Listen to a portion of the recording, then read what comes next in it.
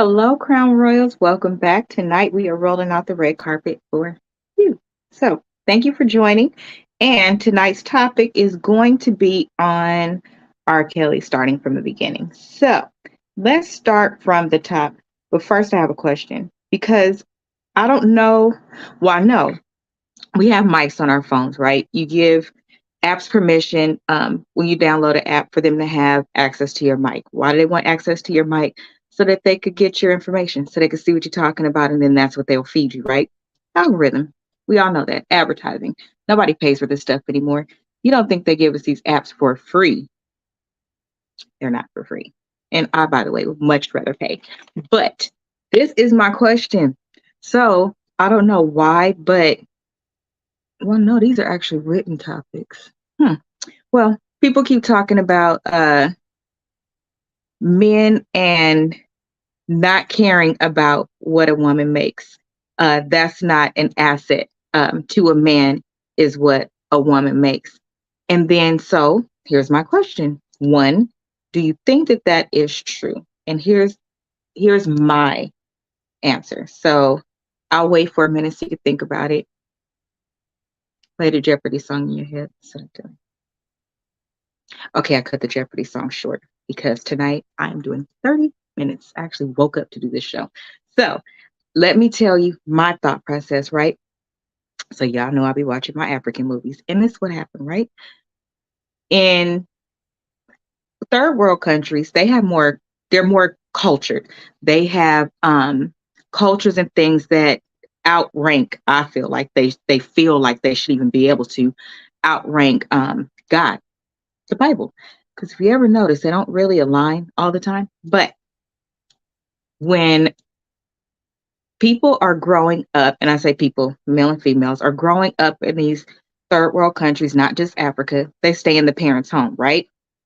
When they stay in the parents' home, they also are married out of the parents' home, right? So the woman is conditioned to or brought up to be a wife, and then the man is their definition of brought up to be a man. But as far as being a provider and a caretaker, that's what the man is brought up to do, right? So let's think very surface. If I'm, hopefully they let them make it to 18 sometimes, child. If I'm like 18 and I'm getting married straight out of my parents' home, and this man is providing for me, is it actually the same definition as if a man were to marry me and what his definition in his head would be providing for me in America? No, let me tell you why. A provider is what a parent does. Okay. That's a provider. That is based on the way that the word is actually used. And, men and women like to revert back to the Bible when it's beneficial to them or when they like parts of it. But our problem is we don't allow for the other part to catch up, which is the reality of where we are. And as long as it follows the Bible, and we're Christian or whatever religion that you follow or whatever you follow, you still have to modernize it because it has to go with today. We use money today. Okay. When these things were made, they didn't use money. If you're providing for me, that means you are literally providing every single thing that I need. The woman is not providing anything. What man do you know that does that? So when you say you don't care what a woman makes, but then you complain when gas goes up. Let's see. Okay, so that's the first thing I'm gonna need men to stop saying, because you do care. Obviously you care, because if you didn't, you wouldn't trip off of a woman being at her natural state, her bare minimum, her nothing. Most men don't want that now. They want something. If you not, you got to have the perfect shape, look nice, everything, or it's not going to work. He's not going to want you. So does that mean everybody that don't look like what social media provides, they also get provided for? Because according to these same men, who I call the Kevin Samuels tribe, you have to look a certain way. So that means, does that mean if a parent raises an ugly child or one that's overweight, they automatically need to prepare them to go out into the world and be bosses? But the ones that are pretty, then yeah. So you can see where the logic behind that doesn't really go. But you know how people try to do. It's just the way it works. I just get tired of hearing people fucking talk sometimes because the stuff they say, it doesn't even make sense. And they don't even think about the things that they say. We getting married later. Um, and at the bare minimum, my last thing, let's break this all the way down. How many people came from a two-parent household? So if you expect me, as an Asian, to see my mother go through living paycheck to paycheck and repeat the same thing in hopes that somebody would marry me by 36. I got married at 36. So from the time that you're an adult to 36, I was supposed to be a bum. Or is it that when men stop just impregnating women and then leaving their families, part of the problem, what? When you finally get married, I'm supposed to trust you with my whole heart and soul. Doesn't work that way, which leads me to our topic. So we're starting at the root of the whole R. Kelly thing, right? So last week, I think we talked about the parents. And then this week, I want to talk about the foundation, right? So it started with Aaliyah. I mentioned that last week. So with Aaliyah, everybody kind of saw how it played out, but I'm not even sure. I don't think anybody took it seriously then. One, because social media isn't what it is today. And so if you didn't buy like the magazines that we all used to pay for, it was about a checkout stand when you left out for urban magazines and things like that, you really didn't know anything. That literally was the elite world. If you happen to know somebody in that world, but we didn't have access the way that we have access now. So I will say that if anything happened before that date, I wasn't able to pull it up because I pulled up a timeline and the timeline started with Aaliyah. So with Aaliyah, I remember that the manager said on the show that he falsified her documents and got everything ready for them to get married. The next thing that came out was the tape with the girl. That was in 2002. And I believe it was a year after Aaliyah passed, right? So anybody that was caught in that particular time, I guess I could see why something would happen to, or not something would happen to them, I'm sorry, while they would be able to still move forward with R. Kelly or things like that and trust that he would work with kids. My question now is, my first question is, if there is somebody in a music industry, anything like that, and they sing a certain type of music or do a particular genre, would you allow your child to work with that person, knowing that your child is a minor? And if you were to allow your child to work with that person, knowing the genre that they do, and when I tell you his concerts is a full out show, like it's no secret that that man loved sex, okay, and everything about it. Would you allow your child to even work with him? What limits would you have to have on to even introduce your child to somebody like that? Most musicians and creators and things generally work at night that do things like that because that's the mood, right? You set in the tone, that's the mood. Or when you go in the studio, for the ones that go during the daytime, it's very dark. You've never walked into a studio, if you've ever walked into a studio, or seen footage of studios, and it's been light. It's very dark, is set in the mood, it's that type of thing, unless a particular artist asks for it, or like the Jackson 5, i.e. kids. Why would you allow your child to go with him by themselves? Because every single case, what I did notice in trickling down the timeline to see like what was common, why is your child there without you? With the exception of, I don't think I would either, Ebony. I don't, and I say think because you can never say never, but I'm gonna say a high, more than a no, more than a no for me, because the next thing that stuck out was Sparkle. It was Sparkle's niece, and her brother was a played in the band. So you were technically there. You were there, and there were other girls in there, and you had a daughter that age, and you allowed your daughter to work with him. I just don't understand at what point do you not sell your soul? Is money that important? Is success and fame that important? What price tag do you have on stuff? I really wonder. I mean, I suppose I would have a price tag if I was starving to death or if my life was in jeopardy. That would include a price tag. But those are literal life or death situations. So many decisions are made like they're life and death situations.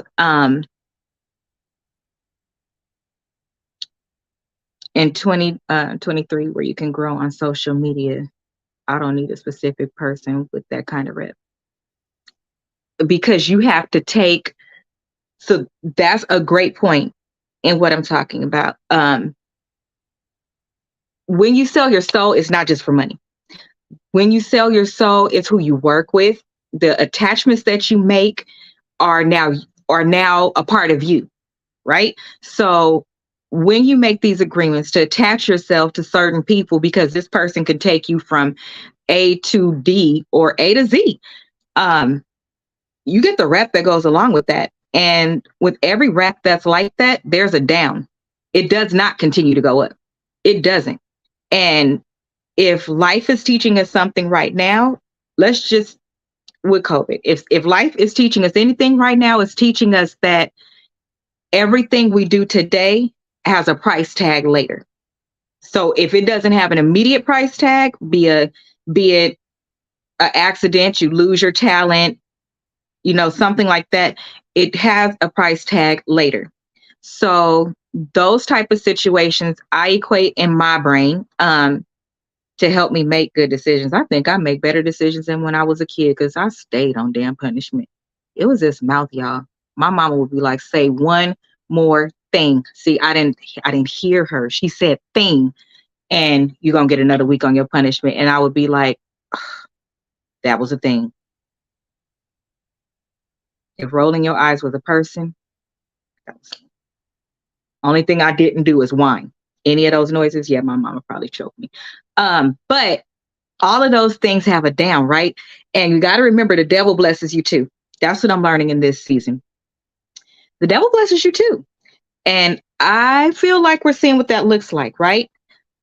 Let's use R. Kelly as an example. I'm not saying this is his situation. I don't know what God has in store. I don't know what the devil has in store. I'm saying this is what I use as an example to continue to make as best decisions as I can and trying to make some of this stuff make sense. You lived your best life. You lived your best life. I mean, you did all type of shit and didn't spend a day in jail. You negated going to real court. You negated prison.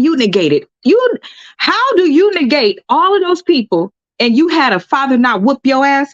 You had a brother or sister or family or nobody whooped your ass? That alone, that's not in our culture. That's not in our culture. Because Uncle such and such, who've been missing since that last barbecue. Okay. I don't understand. So he lived his best life. That thing in him grew stronger and stronger and stronger and stronger. And he got messy. He got sloppy. It grew. He wanted more. It wasn't just one. It just grew out of hand. And then at the height of I would say he was supposed to start to be a distinguished gentleman, like Denzel, all of them. We start getting the salt and pepper, and then his music would have, he became an icon. I mean, he's at the top, was, and then you go out for some cocoa, and that person that poured your cocoa is the one who tipped it all over.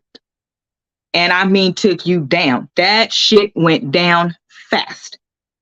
It went down so fast. Then they made movies to top the shit. Because whenever you have a case against you, it's like, that's what I was trying to tell Ryan. It's not, it don't, if 12 people say something, that don't mean it's true. If it's some type of attachment to it, be it that person, even something as small, because the ego is big, even if it's something as small as a person getting to be right or prove their case or do something they've always wanted to do to you, and they could wrap it in what you just got accused of doing, because once accused, you spend more time getting yourself out of something, which is why my mom used to always tell me, if something happens, you better tell me first, because that is the end result. The person is trying to prove themselves innocent is the one that has to spend the most time. If something happened right now, how do I prove that I'm innocent? You typically, what do they ask for? Receipts, video footage. I mean, I could, because I got cameras everywhere, but that's just not typical, right? You spend more time. Now look where he is. His stuff is not even running concurrent. It's like you lived your life and you sacrificed your life, because in your later days, when you're supposed to be in retirement stage, getting to travel the world, live just comfortably, just enjoy the fruits of your labor.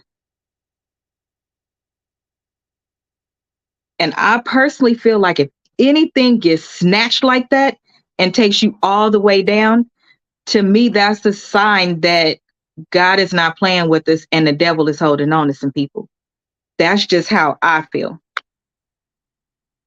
Let the devil use you. He coming for his tax. That's just how I feel. I've been really trying, especially since COVID. Every year I try to get better. I really have. I'm not nowhere near perfect. I cuss like a sailor. This is my best, my business best. And I be having to tell her sometimes, girl, I'm sorry, because she's a she don't cuss. But I cuss like a sailor. I do. I'm not perfect. But what I do try to really focus on is a people stealing, like I don't steal. I mean, like what I want to call the big sins. And God says all sins are weighted equally. I'm gonna have to read that part in the Bible again, because you just can't make me believe touching, murdering is equivalent to if I steal a pen from work. No. So again, I have been trying to focus on those things because they're really important to me. And you could want to be a good person and not realize that you're not being a good person, because hurt people do hurt people without recognizing. But the better hurt people are the ones that identify it and try to fix those things. He didn't try to fix nothing. And throwing money at something, by the way, is not fixing something. Picking up from where you left off, that's not necessarily fixing something. If you have caused a hurt in a person, and this is the lesson I want you to take from today. Here goes it. Let's see. Oh, sin is equal because it's the mindset behind it, not the action.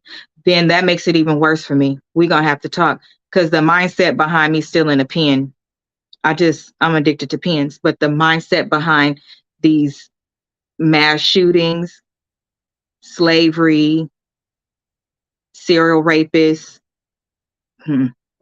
we'll have to talk about that. But thank you for sharing. I get, we have to talk about that, because I don't understand. But I get where you're going with it, though.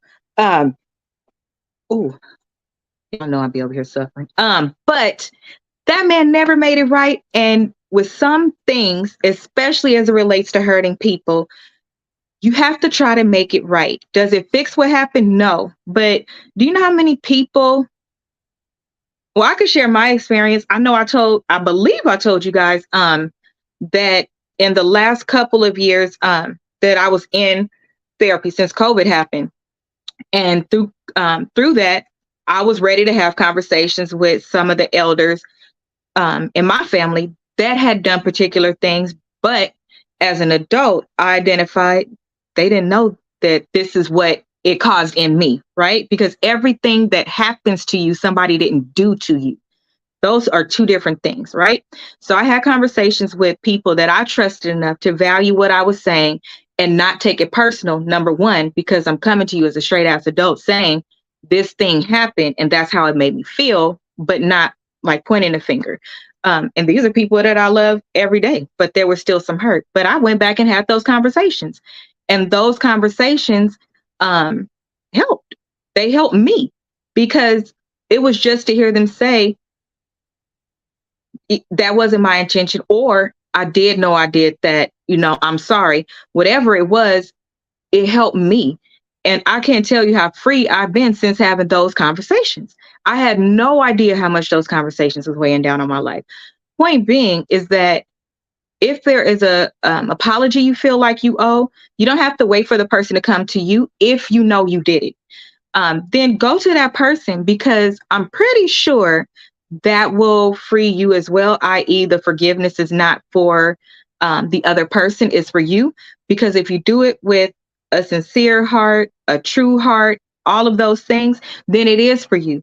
Because if I do something wrong to you and I come to you genuinely apologizing, it's not something that I did after I apologized, nothing like that, then who are you to not forgive me? You don't have that. You actually don't have that right to not forgive me. Because guess what?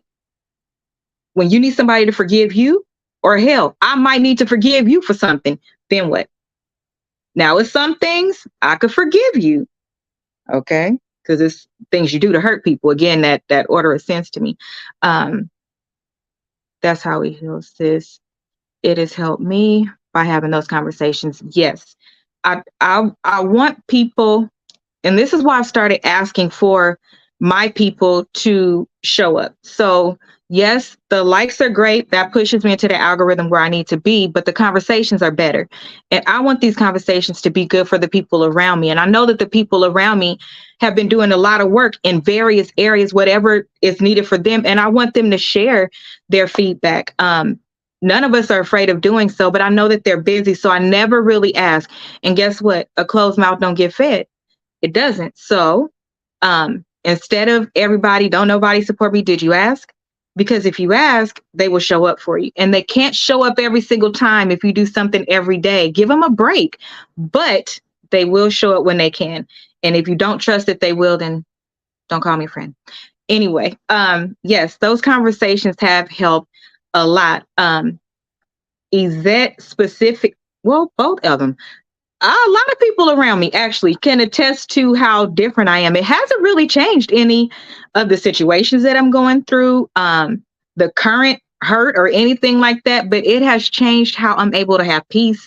It has changed how I'm able to be genuinely happy, how I'm able to be proud of myself, appreciate where I am, love on people without my guard up. There was a time I didn't like to hug. There was a time I didn't like to hug.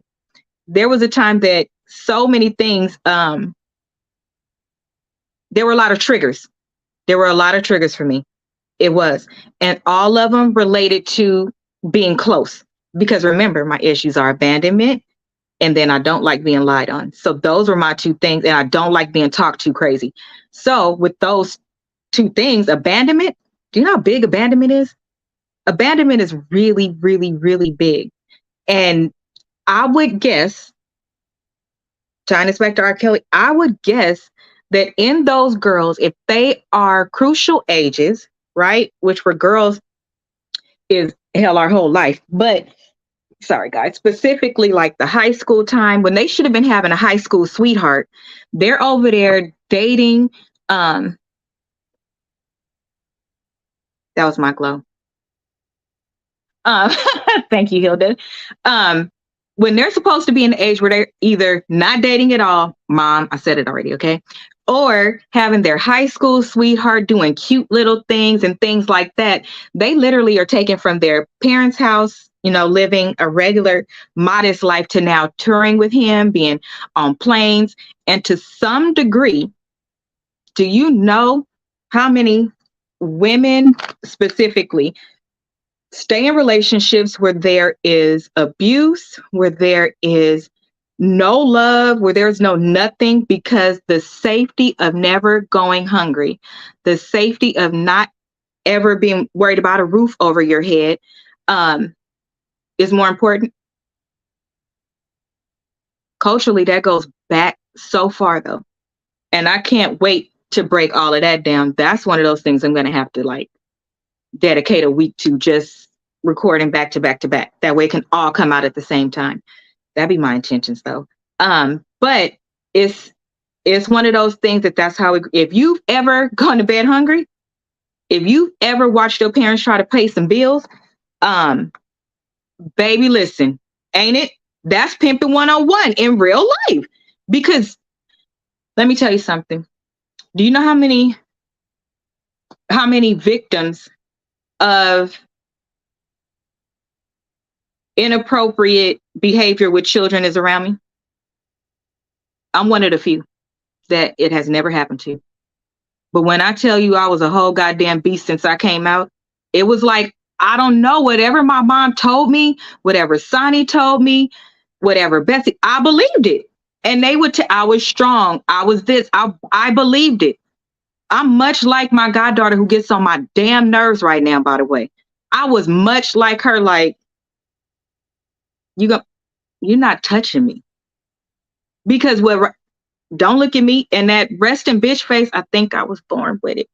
But those are the things that I believe, and according to the statistics, all the like interviews and stuff, those are the things that make people stay away from me. But those babies they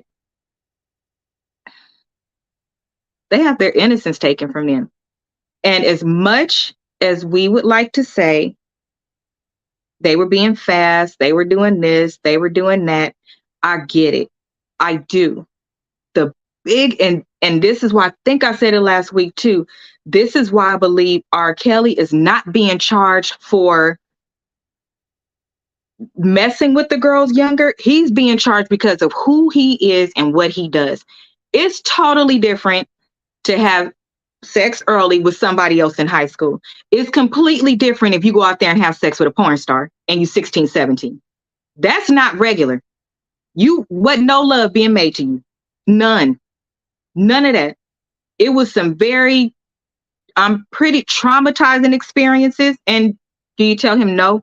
When you now have put yourself in a position to be unsafe, scared, do you say no? No, you don't.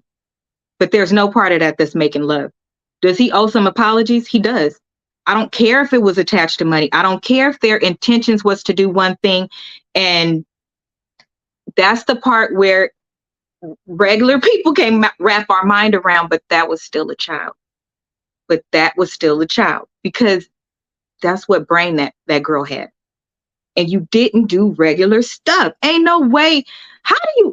I guess that's my next question. How do you not do regular stuff? You do stuff that you should be doing with grown ass women who could possibly maybe show you something too. And you going for people that's still using just for me. For him, I mean, he had things happen to him. So then that's where I loop around to the compassion part. It's just so many layers to it, which is why forgiveness is one of those things that for some things it is hard. I get it. I do. Most of my forgiveness happened as an adult. It did. Most of my forgiveness happened as an adult, but I lost a lot of years. I did. I lost a lot of years that I could have been enjoying being loved. And the interest, girl, to just for me. I'm just saying. There was a lot of, that was my apology to myself. So when you guys see me talking about apologizing to myself, and I'll go into detail of what that looked out like, because this brand is about taking care of the whole woman. And once you heal, share some things, because there's so many people going through the same stuff. Don't be embarrassed. If it's one thing I'm not, And that's the other thing my mama taught me. Don't ever let nobody hold nothing over your head, because they don't have the right to hold you as a hostage. Tell, if somebody gonna tell on yourself first. Um, my mama was my mama was a G, is Jesus. My mama's a G. Yeah, she talked to me like I was. She prepared me for a lot of things. Um, is one of the things was that I had to forgive myself also. So in having those conversations, you have to be vulnerable to have those conversations, because you have to be willing to admit somebody hurt you. And since the beginning of time, especially slavery, when you get whipped and you don't want them to get the gratification of knowing that it hurt. Or when master was having his way with you and you don't want him to have the gratification, you go to somewhere else in your brain. Well, that's how a lot of us have been living our life. And it's because we were traumatized so young, hurt, all of those things. But when you can actually say it out loud or say what's wrong or any of those things, it's a freedom. It's a freedom like no other. And then if you like me, I love to share what I learned. Like, I should tell everybody. I should tell everybody. This is what life on the now. I see why people say that they have a peace. So I had a peace about me. I exuded peace, but this level of peace is completely different. So many things don't trigger me anymore that did before, and I was like, what? Why does that trigger me? That doesn't even make sense. Like calling my name. Why didn't I want to hear my name said? Well, I figured out exactly why. It was somebody that used to say my name like really bad when I was little. They used to call me, and it was never not never. That's a big word. It most of the time was not attached to something that would follow it and be nice. So no, I didn't like to hear my name, especially in a particular tone. It's this tone that just. So as long as you don't yell my name, I'm good. But it does feel amazing, and those girls do that. So, perfect. I will end with saying he owes some apologies.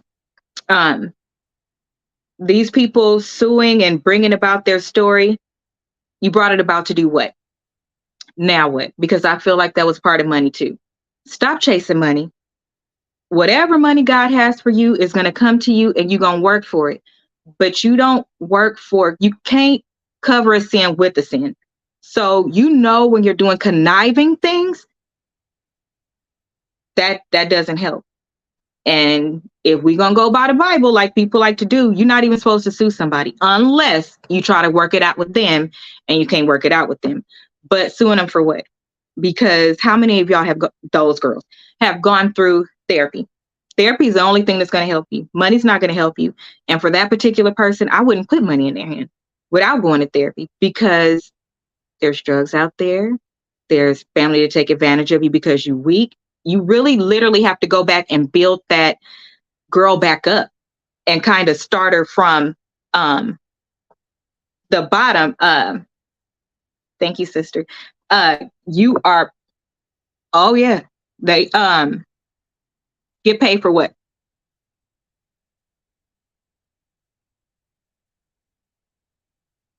Because what is the money gonna do other than go straight through your hands, go where it doesn't belong? Somebody else gonna spend it. I don't think you should. That's the problem. The problem is that they was trying to get money to begin with. Now I don't know if that's what that meant. I'll wait for her, Hilda, to explain it. But that's the problem, is that they was trying to get money to begin with. And what do they say? The love of money is the root to all evil. If you truly hurt, the last thing you're thinking about is money. It is. Is it anything wrong with suing if you need damages? My thought process would be, after I was done building myself up and I lost that many years, my thought process would be, if I would have went to school or started my career, whatever I was doing outside of music, and was doing what I just graduated in doing, or started doing, if I wouldn't have been with you, I would have been this much further along. So that's how much you owe me. That's what I would think that it should be, something like that. But these exorbitant amounts, They really don't make sense to me. I really don't get them. Sorry, I don't. Because what does the money fix? And how does having a problem with somebody equate to money? You got more problems with people in your family. Do you sue them? Um, oh, yeah. Ilda said, I believe some of those people put themselves in situations to get money. I do, especially the 30-year-old. We're going to talk about her on the net. I want her to have one all by herself because mentally, can't, what? But she was already in the industry and all of that. So that's going to be next week's show. But I do believe that because when you hurt a child, and remember they were kids, especially sexual trauma, you paralyze a part of that human being. That human being will forever have a part of them that is paralyzed. And if you consider being on a job and get paid disability forever, workers' comp, work that out in your head that way. Do they deserve to get paid forever? Some of them. But it's just so hard to tell because they would have to be on a whole program for me. They would, because I would be trying to restore them. If you look at them and think about what they've been through, if they're truly traumatized, then they're stuck at that age, right? Then we need to fix them. That's the problem. We talk about not fixing people in the Black community and the people that's in jail. Well, what about the people that is hurt sexually? I think that you should. I think that that should be a requirement. And I think that the money should be monitored. I think it should be some Britney Spears type shit because you care more about the person. Money don't solve everything.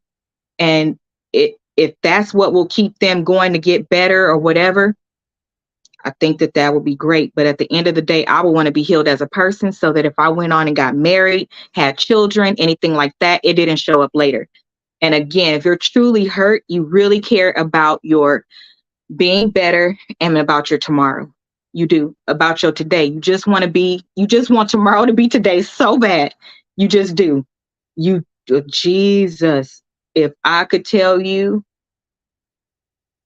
I thanked myself for being alive, but I wanted to move the calendar so many days. And sometimes I still do. I want to move the calendar to when this shit is going to be over. Because that's the way it really feels. And everybody can relate to that. So we've all concluded we wouldn't let R. Kelly touch our kids to work with him, period, even if it was in the middle of Disneyland. But next week, we are going to talk about the 30-year-old. And I think I want to invite some guests. Actually, I do want to invite some guests. I think I want to have two males that are guests that are males. So let me know if you want to come on. And then two additional females. I want to have a full panel so we could talk about what that looks like, because we could talk real grimy about that one because she's 30. She was 30. Mm-hmm. So thank you for everybody for joining tonight. I am going back to bed. Hopefully you guys have been enjoying this rainy weather, getting some rest and cuddling and healing your heart and saying your affirmation statements and opening your Bible, balancing your checkbook, eating whatever you want. Hell, live your life, plan your next vacation, whatever you need, but live your life. If you need to have any conversations, go ahead and have them. Start with the ones with the apology. And my tip for anyone sitting at the table for apology or wanting an apology, remember, it literally is for you. It's so that you could get it off your heart because it's authentic and it's real. And the other person's response don't mean nothing. If it's good, I mean, obviously that's good. But if it's not good, you did your part. That's it. You don't owe nobody to kiss their ass either. But don't be talking about, I'm sorry for doing me.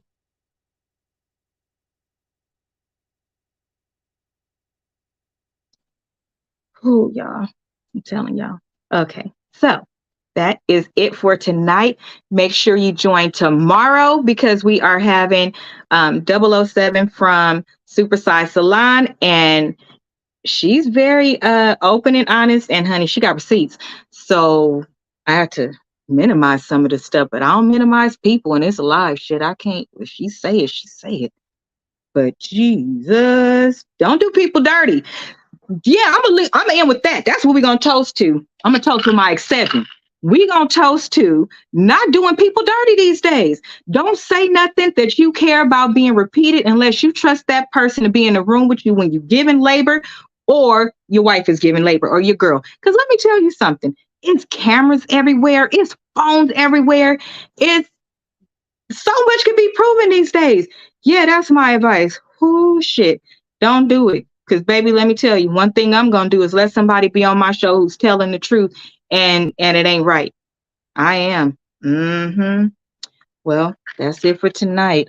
Twin said good night, y'all. We got an announcement coming up. So that is it. Don't forget to share, like, comment, and subscribe. Tune in tomorrow. And then next week, make sure you tune in so we could talk about that 30-year-old child. Look up your information first. Don't come talking shit and you ain't watching it. You gotta watch it. Okay? Tonight. No, really, I mean it. Good night. Go away. No, really, good night. I tell you.